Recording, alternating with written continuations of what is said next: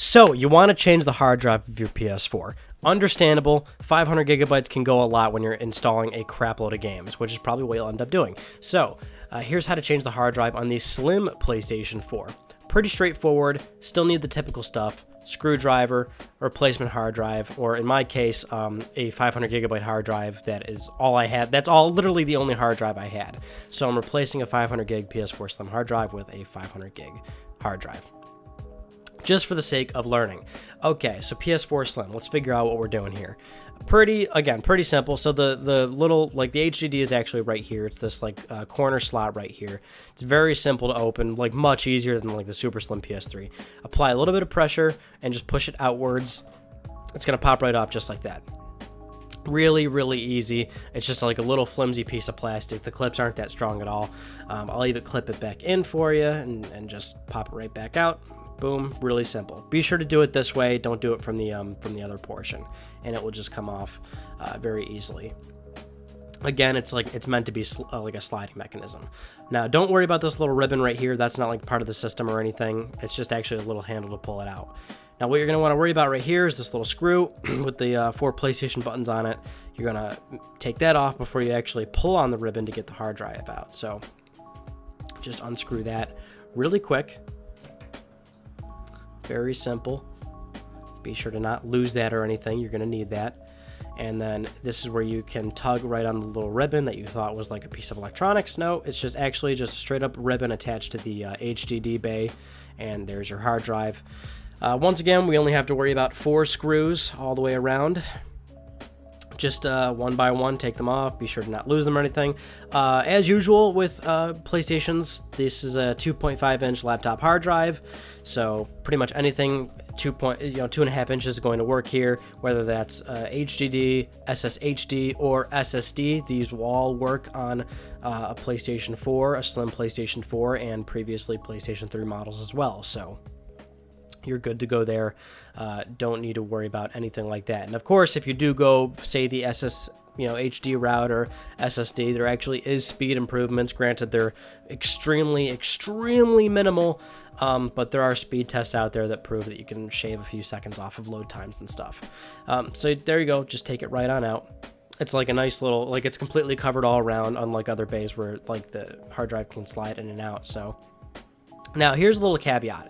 If you're going, you might have a situation where the hard drive you're bringing in is going to be a little bit thinner. So if you see right here, the hard drive that I'm going to be using doesn't line up with the screws.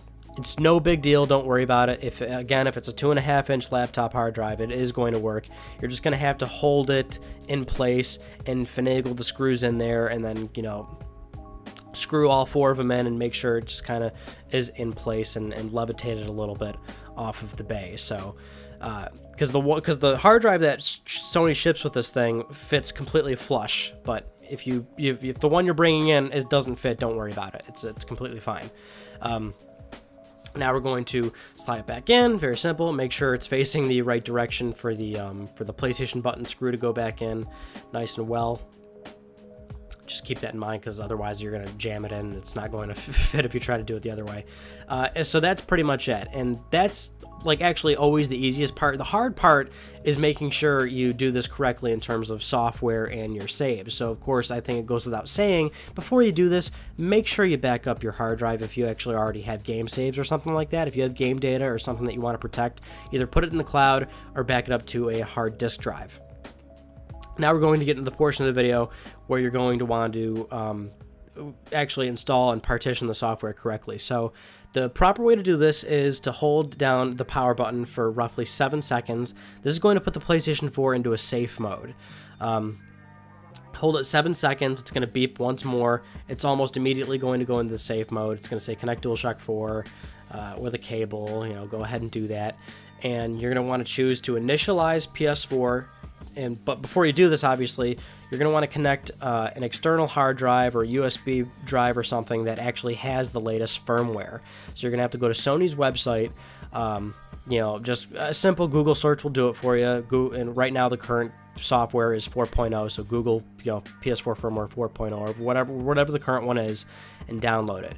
The big caveat here is that you need to download the firmware that has the full partition, basically. Because if you download the firmware on Sony's website, most people end up downloading the a smaller file that's around 300 MB typically, and that only has the firmware. You're gonna have to scroll a little bit further down the page and download. It's like a smaller link too, so it's hard to miss for a lot of people. But you're gonna want to download the firmware that is around usually 800 MB, and that's going to have the full system software on it, including 4.0. And this is what you need to actually boot your PS4 properly and make sure it accepts the new hard drive. So once you actually do that, as I'm showing you right now, this is the process. It accepts it. Everything's fine. Just make sure you have the right actual file going into this, and of course you want to label it, and it's all on Sony's website. It's very, very easy to understand.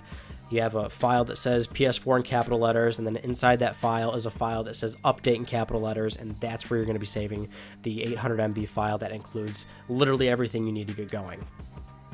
And once you've done that, you're pretty much golden. It's just going to boot up to system software update. It's going to this is going to be a screen that everybody sees whenever they do a regular firmware update. So just, download it as need be, and then sure enough, you're gonna be off to the races. So that's pretty much it. That is the proper way to completely change the hard drive and make sure your firmware is up and running. Thank you all for watching. I hope this helped you all, and subscribe for more PlayStation videos, news, reviews, Let's Plays, just gaming as a whole, and PS4 Slim videos too, doing a bunch of those. Anyway, thank you very much, guys. Take it easy. Have a good day.